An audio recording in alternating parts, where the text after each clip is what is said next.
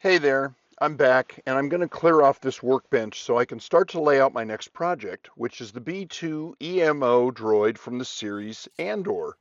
It's clearly the most ambitious build I've put together yet. Very many 3D printed parts, which is new for me, lots of motors and lots of servos.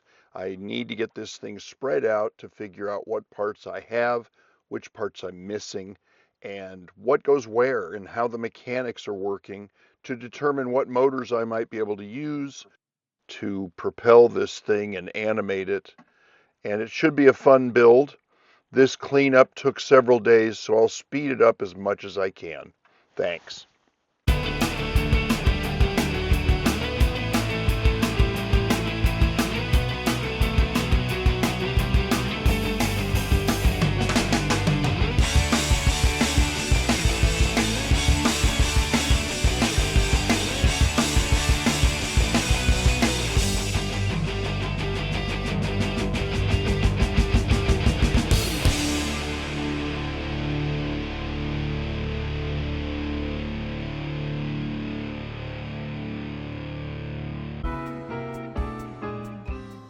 Well, I got the table cleared off and I started covering it with B2 parts.